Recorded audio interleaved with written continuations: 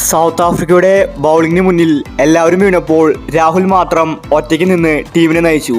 രാഹുൽ ഇപ്പോൾ സെഞ്ചുറിയാണ് അടിച്ചിരിക്കുന്നത്. ഇന്ത്യൻ ടീമിൻ്റെ നട്ടലായത് രാഹുലായിരുന്നു.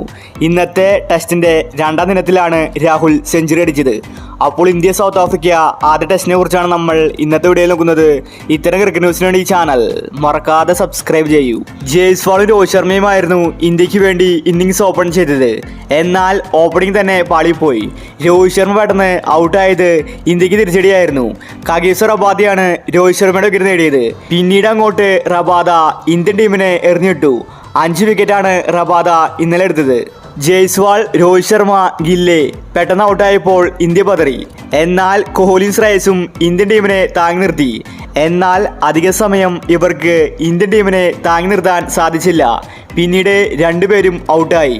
ഇന്ത്യ ശരിക്കും അടിപതറിയ നിമിഷമായിരുന്നു അത്. 100 റൺസിൽ ഇന്ത്യയുടെ 5 വിക്കറ്റ് പോയിട്ടുണ്ടായിരുന്നു. അവിടെ നിന്നാണ് രാഹുൽ ഇന്ത്യൻ ടീമിനെ ചുമലിലേറ്റിയത്.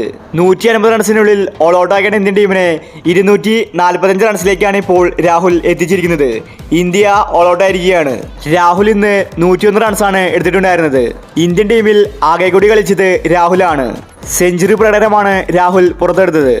രോഹിത്, കോഹ്ലി, ഗില്ലെ തുടങ്ങി ഇന്ത്യയുടെ എല്ലാ താരങ്ങളും വീണെടുത്തു നിന്നാണ് രാഹുൽ ഒറ്റയ്ക്ക് നിന്ന് കളിച്ചത്.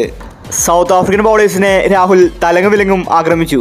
സെഞ്ചുറി അടിച്ചപ്പോൾ പല റെക്കോർഡുകളും രാഹുൽ തിരുത്തി കുറിച്ചു. ടെസ്റ്റ് ടീമിൽ രാഹുൽ തന്റെ സ്ഥാനം ഉറപ്പിച്ചിരിക്കുകയാണ്. ഇന്ത്യയുടെ ആദ്യ ഇന്നിങ്സ് ഇപ്പോൾ കഴിഞ്ഞിരിക്കുകയാണ്. 245 റൺസ് ഇന്ത്യ എടുത്തിട്ടുണ്ട്. സൗത്ത് ആഫ്രിക്ക സെക്കൻഡ് ബാറ്റിംഗിന് ഇറങ്ങി. ഒടുവിൽ വിവരം ലഭിക്കുമ്പോൾ 30 റൺസിൽ അവരുടെ 1 വിക്കറ്റ് പോയിട്ടുണ്ട്. അവരെ പെട്ടെന്ന് തന്നെ ഇന്ത്യക്ക് ഓൾ ഔട്ട് ആക്കേണ്ടതുണ്ട്.